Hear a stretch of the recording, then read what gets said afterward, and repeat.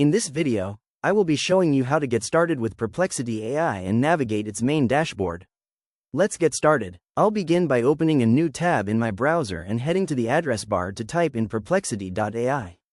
As the site loads, you can see the clean and minimal design that makes this platform so easy to use.